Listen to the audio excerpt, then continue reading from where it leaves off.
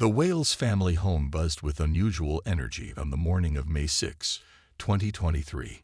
Long before dawn broke over London, the household staff moved quietly through the corridors of Adelaide Cottage. Prince William stood before his mirror, carefully adjusting the ceremonial uniform he would wear to his father's coronation. Each medal and decoration had been polished to perfection, telling stories of his service to the nation. In the children's rooms, excitement filled the air. 9-year-old Prince George sat on his bed, already dressed in his miniature version of the royal attire. He understood the importance of this day better than his younger siblings. His grandfather would become King Charles II, and one day, George himself would follow this same path. The weight of this knowledge showed in his serious expression as he practiced standing straight and tall. 7-year-old Princess Charlotte twirled in front of her mirror, admiring her beautiful white dress adorned with delicate embroidery. Her long brown hair had been styled perfectly, held in place with a special silver headpiece that sparkled in the morning light. She had been practicing her curtsy for weeks, determined to perform it flawlessly when the moment arrived. Young Prince Louis, just 5 years old, bounced around his room with boundless energy.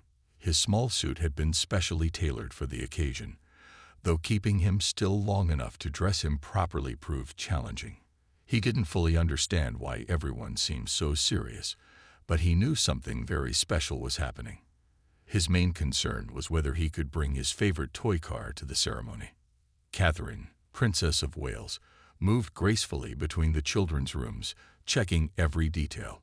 Her own preparations had begun hours earlier. Her stunning royal blue dress, designed specifically for the coronation, hung waiting in her dressing room.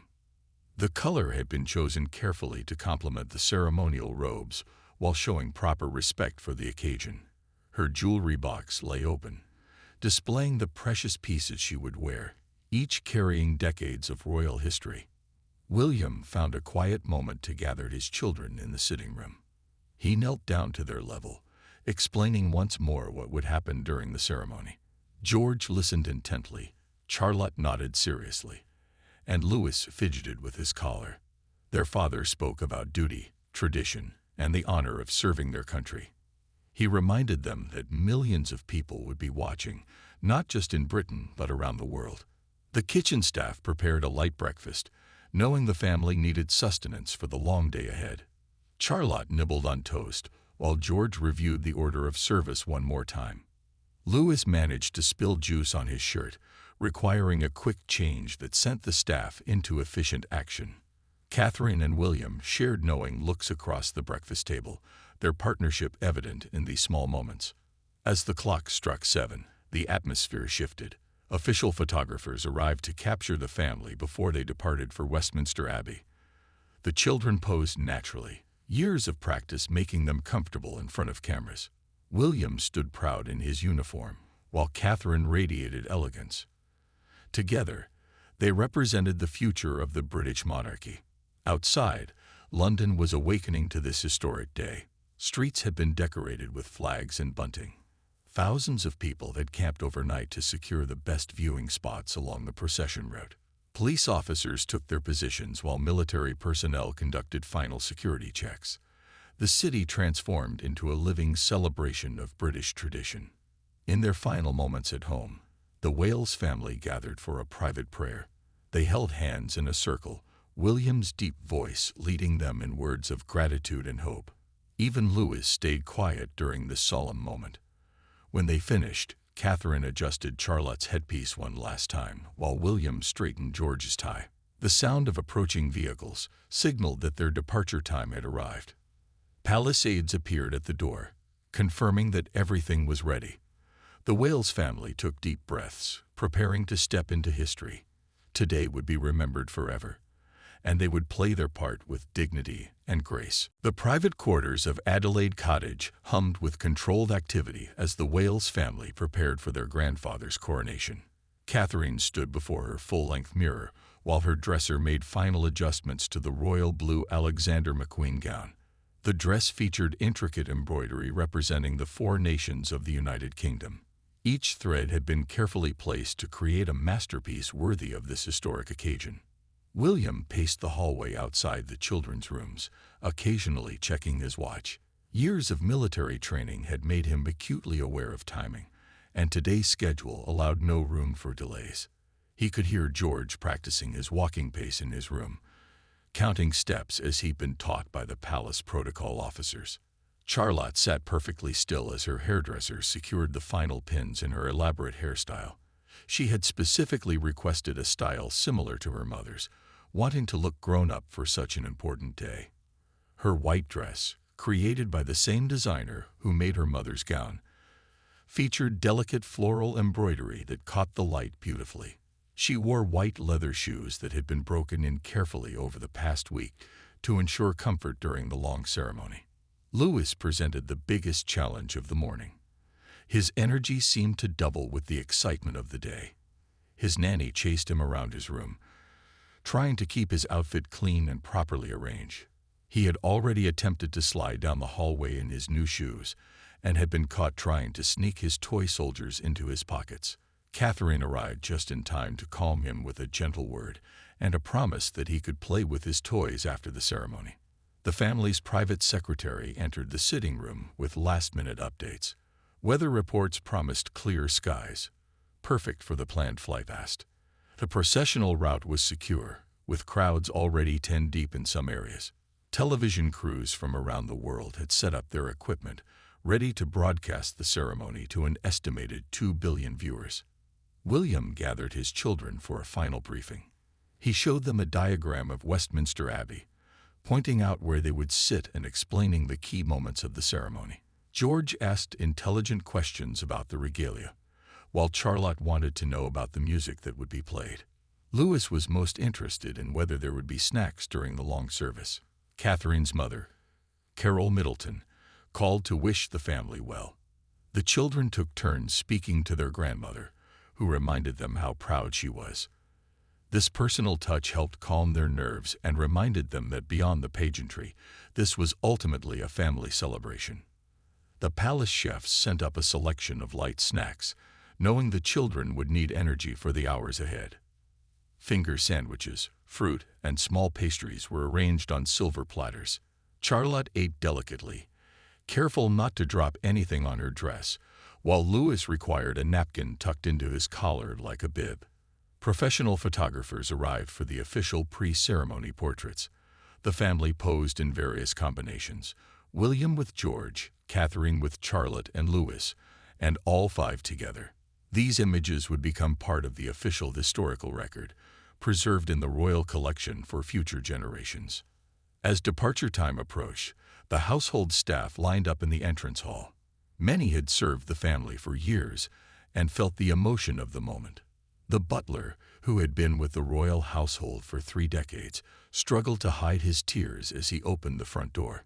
Catherine performed final checks on each child. George's medals were straight, Charlotte's headpiece was secure, and Louis's shoes were properly tied with double knots. She sprayed a light mist of her signature perfume, creating a familiar scent that would comfort the children throughout the day. William took a moment alone with Catherine, holding her hands and looking into her eyes. No words were needed between them. They understood the magnitude of this day and their role in it. Their partnership had never been stronger, and they would face this historic moment together. The sound of car engines outside signaled the arrival of the state vehicles. The Bentley's polished surface reflected the morning sun as it pulled up to the entrance. The chauffeur, specially selected for this occasion, stood ready to help the family into the car. Security officers spoke quietly into their radios, confirming all checkpoints were clear.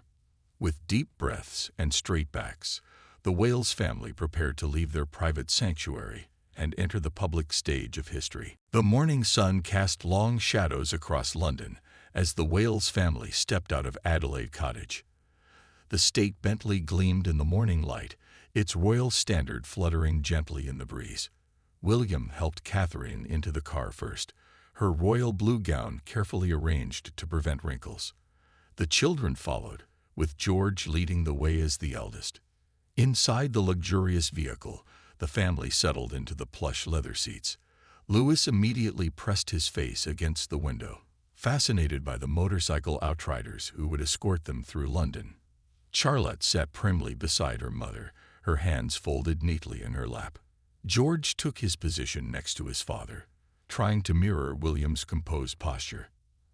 As the convoy began moving, the first cheers reached their ears. People had been waiting since dawn, some camping out for days to secure prime viewing spots. British flags waved enthusiastically as the royal car passed. Catherine pointed out various landmarks to the children, turning the journey into an impromptu history lesson. The route took them past significant London monuments. As they passed Buckingham Palace, William explained how this had been his grandmother's home for 70 years. The children pressed against the windows, waving at the crowds who had gathered around the Victoria Memorial. The golden statue atop the memorial sparkled in the morning light, seeming to bless their passage. Louis's enthusiasm proved contagious. His energetic waving drew smiles and laughter from spectators. Charlotte, initially more reserved, began waving too, her natural charm evident in her bright smile. George maintained a more dignified approach, offering measured waves as he'd been taught by protocol officers. The convoy slowed as it navigated through Trafalgar Square. Thousands of people filled the historic square, many wearing crowns made of cardboard and tinfoil. Children sat on their parents' shoulders, straining for a glimpse of the young royals. The atmosphere was electric with celebration and national pride. Catherine noticed Louis starting to fidget and produced a small book from her handbag. It contained pictures of previous coronations, which she showed him quietly. This distraction proved perfect, keeping him occupied while allowing him to understand the day's significance. She had learned through experience how to manage her youngest child's energy during public events. William pointed out the horse guards to George, explaining how the cavalry would play an important role in the ceremony. George listened intently, his interest in military matters matching his father's. The sound of horses' hooves on pavement added to the sensory experience of their journey. The car turned onto Whitehall, where government buildings lined the route. Civil servants had gathered at windows, taking breaks from their duties to witness history.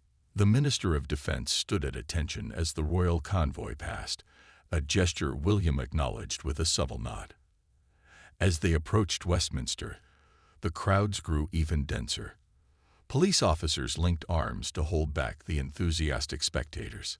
Television cameras tracked their every move, broadcasting images around the world. News helicopters circled overhead, capturing aerial views of the procession. Charlotte spotted a group of young girls her age wearing princess dresses and tiaras. She waved specifically at them, creating a moment of connection that photographers captured instantly. These spontaneous interactions endeared the young royals to the public even more. The ancient towers of Westminster Abbey came into view, their Gothic spires reaching toward the clear blue sky. The building had witnessed nearly 1,000 years of British history, including the coronations of 39 monarchs. Today it would add another chapter to its storied legacy. Louis pressed his nose against the window again, making fog patterns with his breath. Catherine gently pulled him back, using a handkerchief to clean the glass. Even in these formal moments, the normal challenges of parenting continued. Traffic lights had been synchronized to ensure the convoy's smooth passage.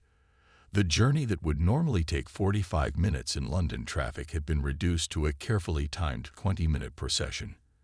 Every detail had been planned and rehearsed to perfection. As they made the final turn toward Westminster Abbey, the bells began to ring.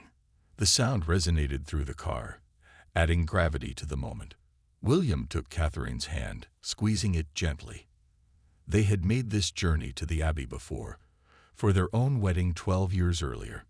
Now they returned with their children for an equally momentous occasion. The car slowed to a stop at the Abbey's west entrance. Red carpet had been laid from the curb to the great doors. Yeoman warders in their distinctive uniforms stood at attention. The moment had arrived for the Wales family to leave their private cocoon and step into the full glare of history. The Bentley rolled to a graceful stop before Westminster Abbey's west entrance. Through the car windows, the Wales family could see the magnificent Gothic facade towering above them. Hundreds of photographers lined the barriers, their cameras ready to capture every second of their arrival. The red carpet stretched from the curb to the abbey's ancient doors, bordered by members of the king's guard in their scarlet tunics. William emerged first, his military bearing evident as he stepped onto the red carpet. He turned immediately to help Catherine from the car, offering his hand with practiced gallantry. Her royal blue gown flowed elegantly as she stood, the morning sun catching the intricate beadwork. She paused for a moment, allowing photographers to capture her arrival while maintaining perfect poise. Prince George followed his parents, stepping out with remarkable composure for his 9 years. His dark suit was a miniature version of formal royal attire, complete with medals that caught the light. He stood straight and tall, clearly aware of the momentous nature of the occasion. His serious expression showed he understood the responsibility of being second in line to the throne. Charlotte emerged next, her white dress pristine despite the car journey. At 7 years old, she had already mastered the art of graceful movement in formal wear. Her smile was natural and warm as she took in the scene, waving to the crowds with genuine enthusiasm. The silver headpiece in her hair sparkled as she turned her head, creating a princess-like effect that delighted onlookers.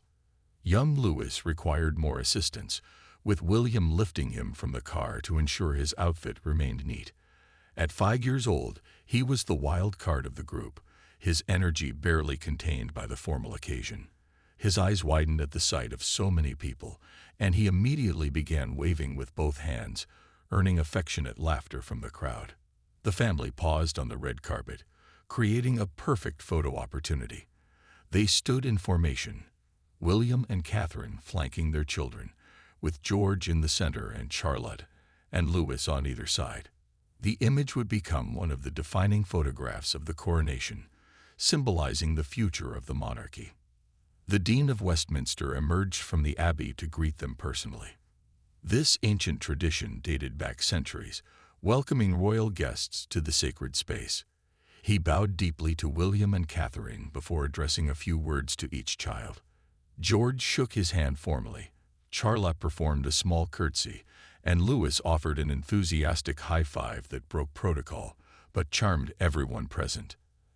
As they began their walk toward the abbey entrance, the crowd's excitement reached new heights.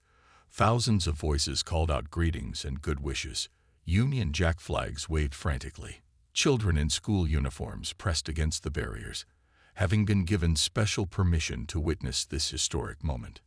Catherine walked with natural elegance, her experience at public events evident in every step. She kept one hand lightly on Louis's shoulder, guiding him while allowing him to wave at the crowds. Her maternal instincts balanced perfectly with her royal duties, creating an image of accessible royalty that resonated with the public. The sound of the abbey bells grew louder as they approached the entrance. Each toll seemed to mark their steps, creating a rhythmic soundtrack to their procession. Military bands positioned nearby began playing ceremonial music, adding to the grandeur of the moment.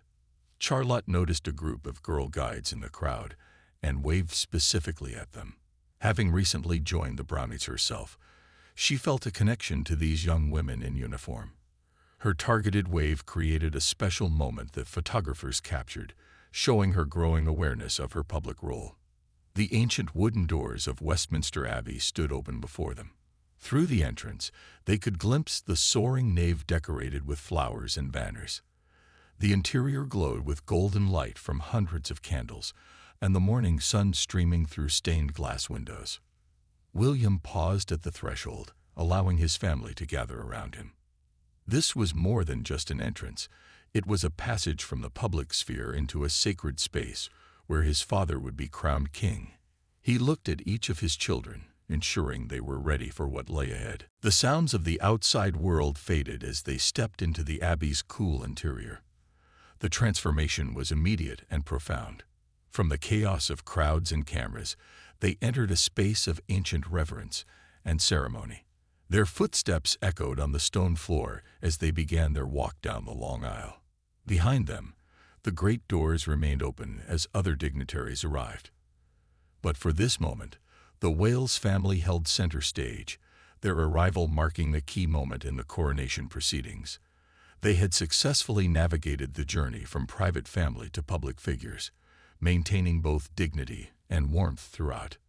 The eyes of the world followed them as they disappeared into the abbey's depths, ready to take their places for the historic ceremony that would crown King Charles II. The Wales family stepped into Westminster Abbey's magnificent interior, where 1,000 years of history seemed to whisper from every stone.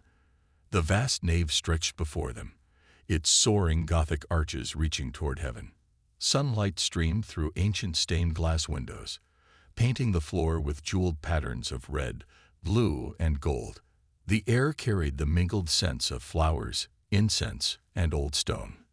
George walked slightly ahead of his siblings, his eyes wide with wonder at the abbey's grandeur. He had visited before, but never had it looked so magnificent.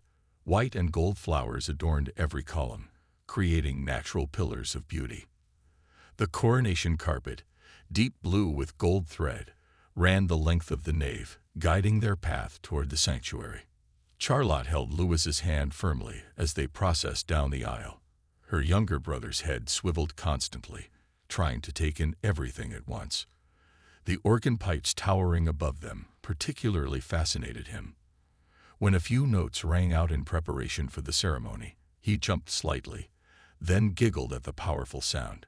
Catherine moved with practiced grace, her gown swishing softly against the ancient floor. She acknowledged familiar faces in the congregation with subtle nods and warm smiles. Heads of state, religious leaders, and members of noble families from around the world filled the pews. Each had traveled to witness this historic moment, representing their nations and traditions. William guided his family with gentle touches and quiet words. He pointed out the coronation chair to George, explaining how it had held monarchs for over 700 years. The bronze coronation throne gleamed in the candlelight, waiting to receive King Charles. George listened intently, understanding that one day, far in the future, he too would sit in that ancient seat. The abbey's choir stalls were filled with white-robed singers preparing for the service. Their faces showed the solemnity of the occasion mixed with barely contained excitement. Some were young boys not much older than George, their clear voices soon to fill the sacred space with centuries-old hymns and anthems. As they neared their designated seats, the children could see the altar more clearly. Golden candlesticks flanked the holy table, their flames flickering gently. The coronation regalia lay displayed on cushions of deep purple velvet. The orb, scepters, and various crowns that would play crucial roles in the ceremony. Louis pointed excitedly at the jewels, whispering loudly to Charlotte about their sparkle. The Archbishop of Canterbury stood near the altar, his elaborate vestments catching the light. He nodded graciously as the Wales family approached their seats. These prime positions, just to the side of the main action, would give them perfect views of the coronation, while keeping them slightly removed from the ceremony center. Other members of the royal family were already seated.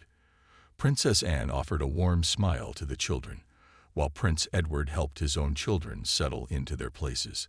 The sense of family extended beyond immediate relations, encompassing cousins, aunts, and uncles who shared this historic burden and privilege. Catherine helped Louis into his seat, producing a small cushion from her bag to boost his height. She had thought of everything, knowing the challenges of keeping young children comfortable during a 3-hour ceremony. Charlotte arranged her dress carefully before sitting, mimicking her mother's elegant movements. The abbey's atmosphere grew more charged as the start time approached. Television cameras, discreetly positioned throughout the building, began their live broadcasts. Billions of viewers around the world would share in this moment, but for those inside the abbey, the experience was intensely personal and immediate. George studied the order of service, reading through the ancient words and modern translations. His father leaned over, explaining some of the more complex passages. This educational moment amid the grandeur showed William's dedication to preparing his son for his future role. The sound of trumpets from the abbey's entrance signaled the beginning of the procession. The congregation rose as one, the rustle of fabric and shuffling of feet creating a wave of sound through the building. The Wales children stood quickly, Louis needing only a gentle reminder from Charlotte to face forward. Music filled the abbey as the choir began the opening hymn. Their voices rose to the vaulted ceiling, each note perfectly placed in the acoustic space. The sound was overwhelming in its beauty, bringing tears to many eyes. Catherine felt goosebumps rise on her arms as the ancient words echoed through the sacred space. As various dignitaries processed past their position, the Wales family remained standing with perfect posture. Even Lewis managed to stay still, mesmerized by the pageantry unfolding before him. The combination of music, ceremony, and visual splendor created an assault on the senses that left even the youngest participants awestruck. The stage was set for the coronation itself. The Wales family had taken their places in this grand theater of tradition, ready to witness the crowning of a new monarch. Their position in the abbey represented not just their current status, but their future role in the continuing story of the British monarchy. As various dignitaries processed past their position, the Wales family remained standing with perfect posture. Even Lewis managed to stay still, mesmerized by the pageantry unfolding before him. The combination of music, ceremony, and visual splendor created an assault on the senses that left even the youngest participants awestruck. The stage was set for the coronation itself. The Wales family had taken their places in this grand theater of tradition, ready to witness the crowning of a new monarch. Their position in the abbey represented not just their current status, but their future role in the continuing story of the British monarchy. The trumpet fanfare announced King Charles's entrance into Westminster Abbey. The congregation rose in unison as the sovereign-to-be began his procession down the nave. William stood tall, his hand resting protectively on George's shoulder. The young prince watched his grandfather's approach with intense focus, understanding the gravity of witnessing history unfold. Charles walked with measured steps, his crimson velvet robe trailing behind him. The weight of centuries seemed to rest on his shoulders, yet he carried himself with dignity and purpose. As he passed the Wales family's position, his eyes briefly met William's. A moment of understanding passed between father and son, acknowledging the continuity of the crown. Catherine held Lewis's hand firmly as the ceremony began. The Archbishop of Canterbury's voice resonated through the abbey, beginning the ancient rituals that would transform Charles from prince to king. The words, some dating back nearly 1,000 years, filled the sacred space with their power and tradition. The first hymn rang out, and Charlotte's clear voice joined the congregation. She had practiced the words at home, determined to participate fully. Her brothers followed suit, George singing with careful precision, while Lewis hummed along to the melody he couldn't quite follow. Their youthful voices added touching humanity to the formal proceedings. As the ceremony progressed through its various stages, each held deep significance. The recognition saw Charles presented to the congregation, who acclaimed him with loud cries of, "God save the King." Lewis jumped at the sudden noise, but Catherine's reassuring squeeze of his hand calmed him quickly. The oath followed, Charles's voice strong and clear as he promised to govern according to law and justice. William listened intently to these same words he would one day speak. He noticed George's lips moving slightly, as if memorizing the phrases for future use. The boy's maturity in this moment filled his father with quiet pride. During the anointing, the most sacred part of the ceremony, a golden canopy was held over Charles to shield this holy moment from view. The sweet scent of the consecrated oil drifted through the abbey. Charlotte watched with wide eyes, understanding from her parents' explanations that this was the most ancient and spiritual element of the coronation. The investiture began with Charles being dressed in the golden imperial mantle. Various symbols of royal authority were presented to him, the orb representing Christ's sovereignty over the world, the scepters symbolizing justice and mercy.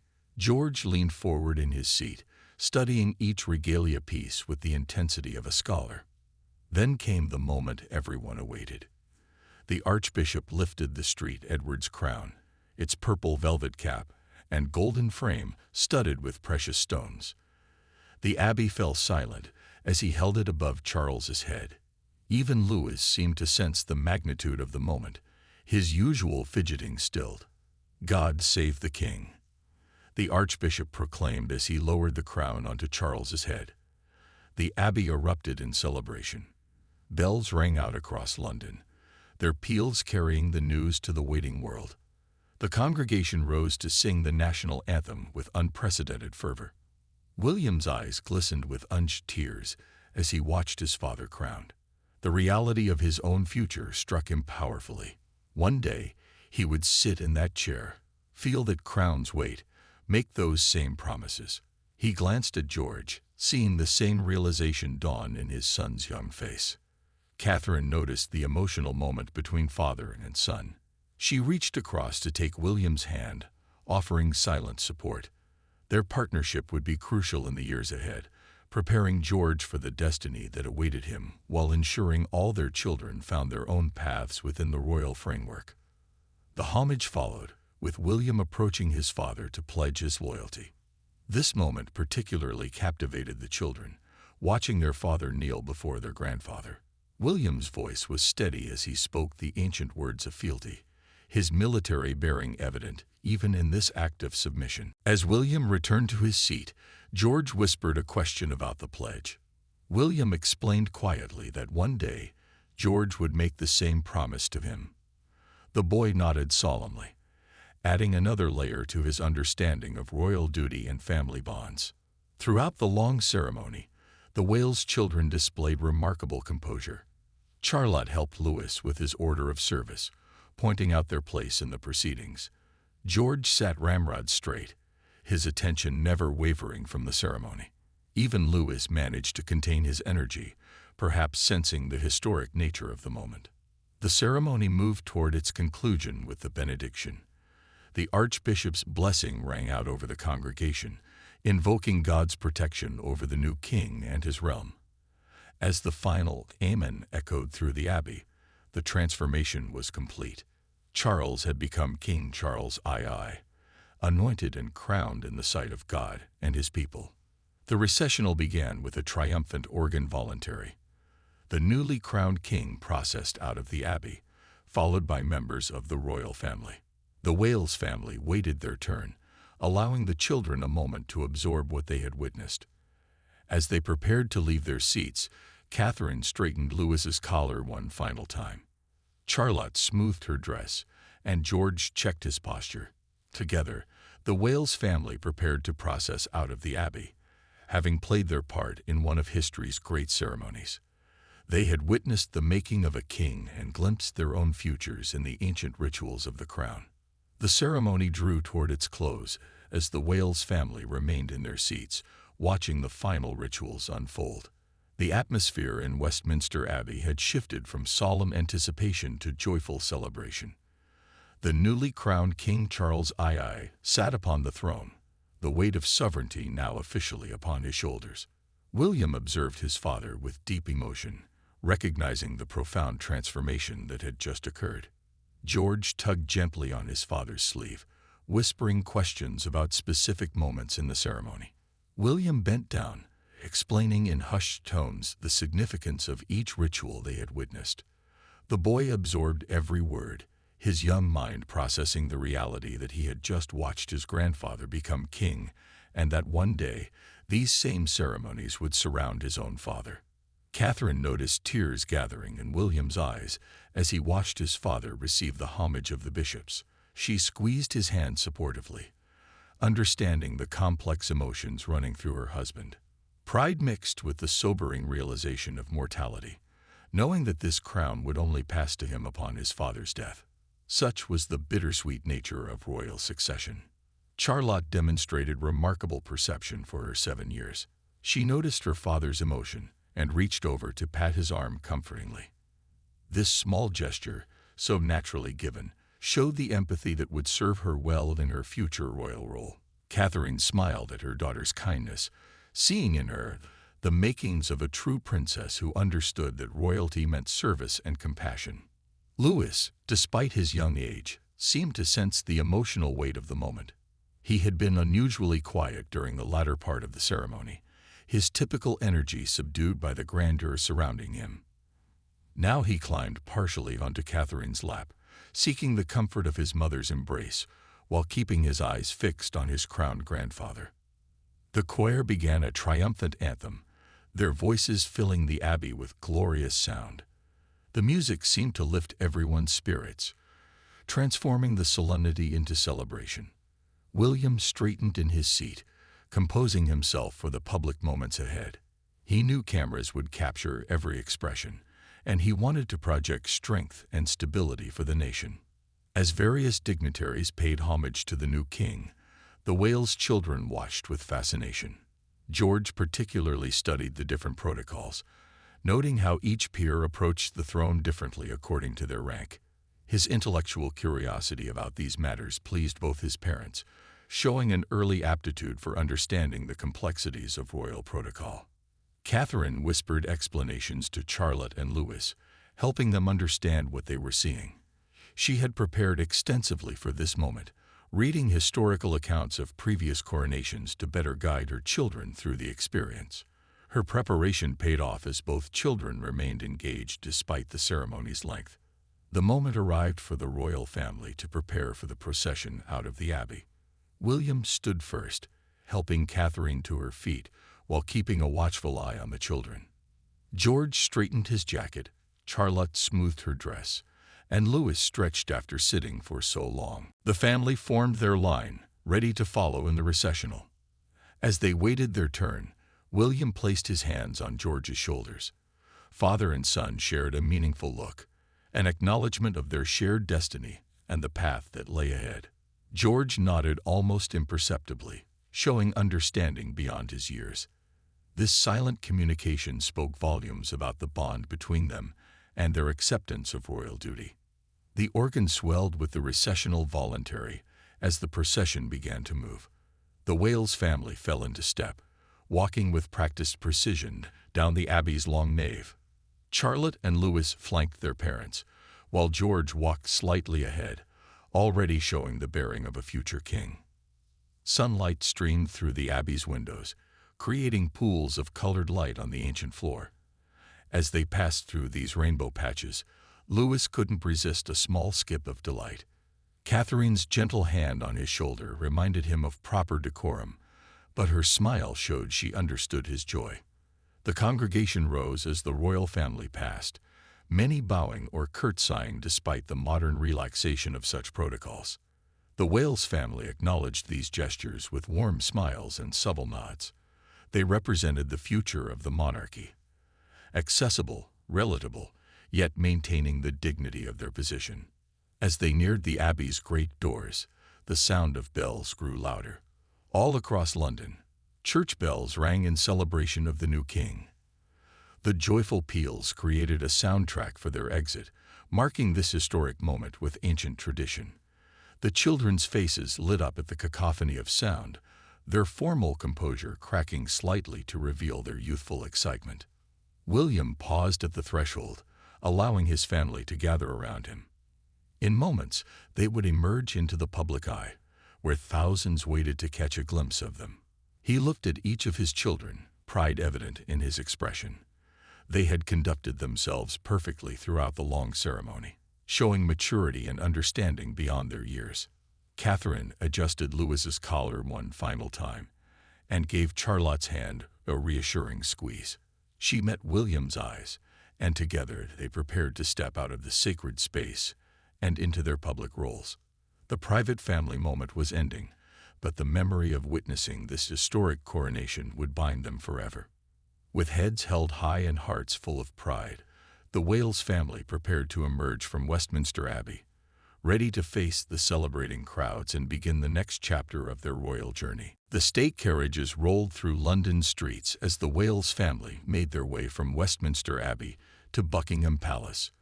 The golden coach ahead of them carried the newly crowned King Charles II, while their own carriage followed in the grand procession. Through the windows, they could see an ocean of faces, all craning for a glimpse of the royal family. Louis pressed his face against the carriage window, his breath fogging the glass as he waved enthusiastically at the crowds. His earlier solemnity had given way to pure excitement as thousands of people waved flags and cheered their passage.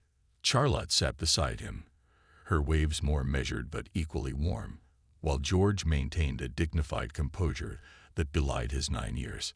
The journey to Buckingham Palace took them through streets lined with military personnel, their uniforms creating walls of red and gold. The sound of marching bands filled the air, playing triumphant melodies that had accompanied royal processions for generations.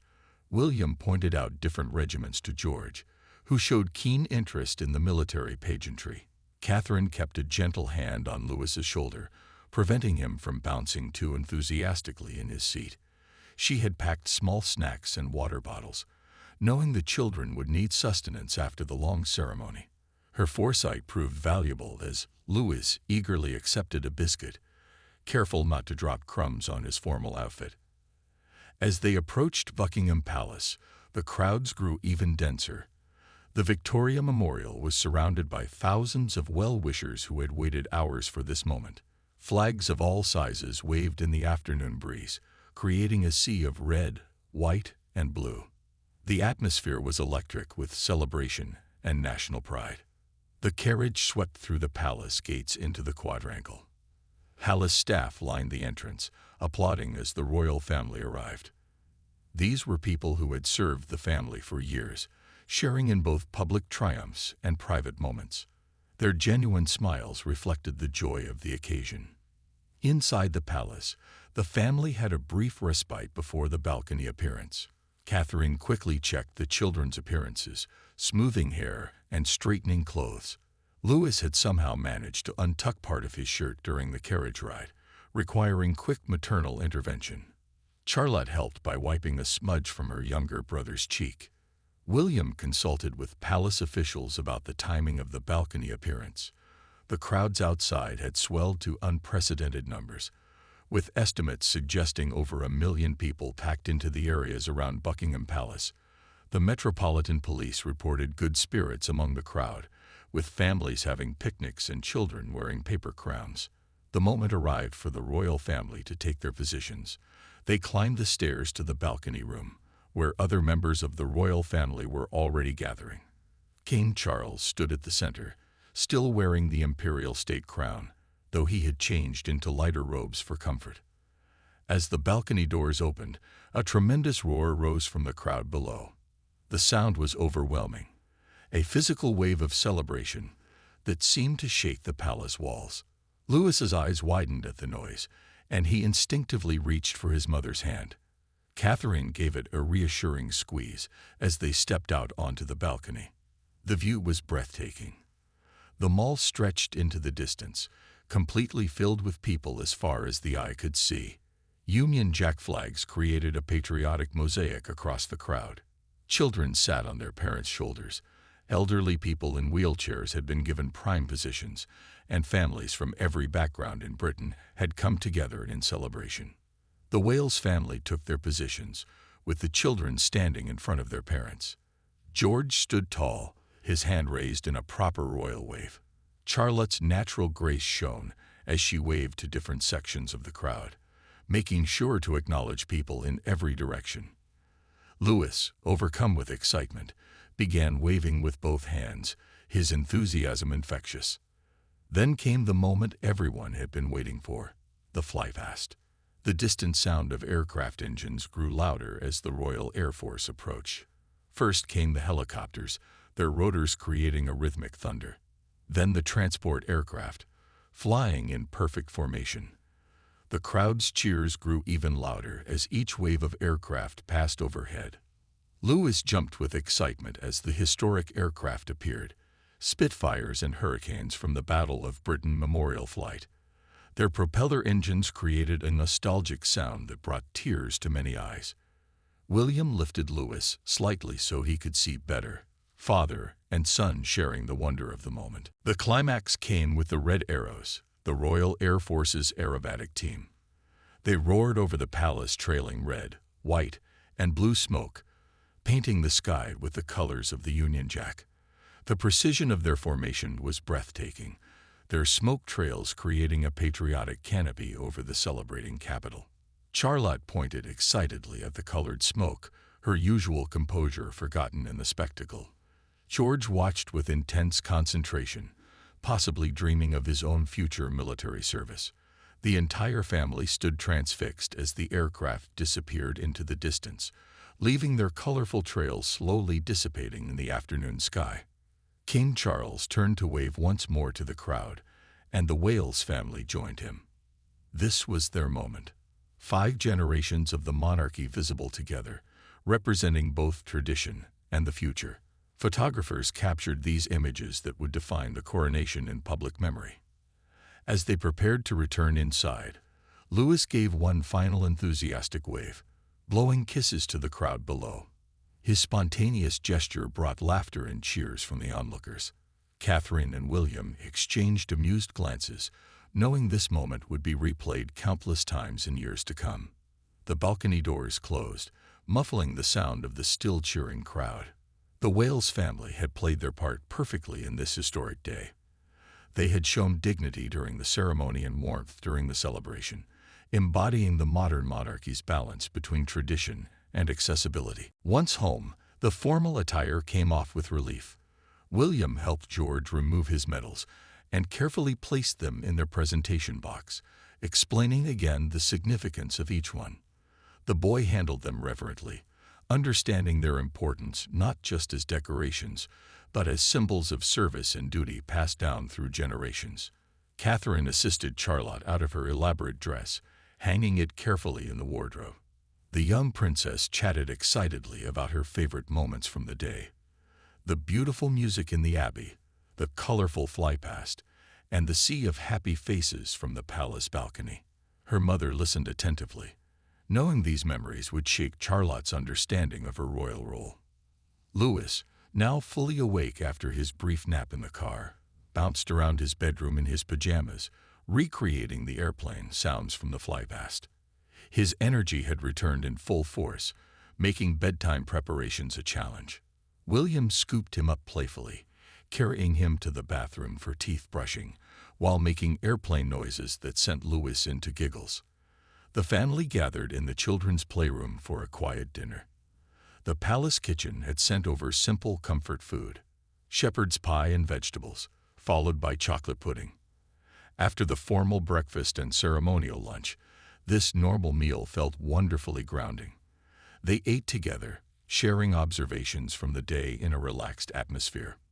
George asked thoughtful questions about the ceremony's traditions. Why was the oil used for anointing so special? What did the different crowns represent? William patiently answered each query, impressed by his eldest son's desire to understand rather than simply observe. These conversations would become more frequent as George grew older, preparing him gradually for his future role. Charlotte wanted to know about the other royal children she had seen at the ceremony. Catherine explained the family connections, helping her daughter understand the extended network of cousins and relatives who shared their unique position. Charlotte seemed particularly interested in Princess Anne's grandchildren, who were close to her age. After dinner, they moved to the sitting room, where Catherine had prepared a surprise. She had created a simple scrapbook with photos from previous coronations, including William's grandparents and great-grandparents. The children gathered around as she turned the pages, showing them their family's place in the continuum of British history. William pointed to a photo of Queen Elizabeth II's coronation in 1953. He had been close to his grandmother and shared personal memories of her wisdom and humor. George listened intently, understanding that these stories connected him to the great queen he had known as Gan in his earliest years. The conversation turned reflective as William considered the day's significance.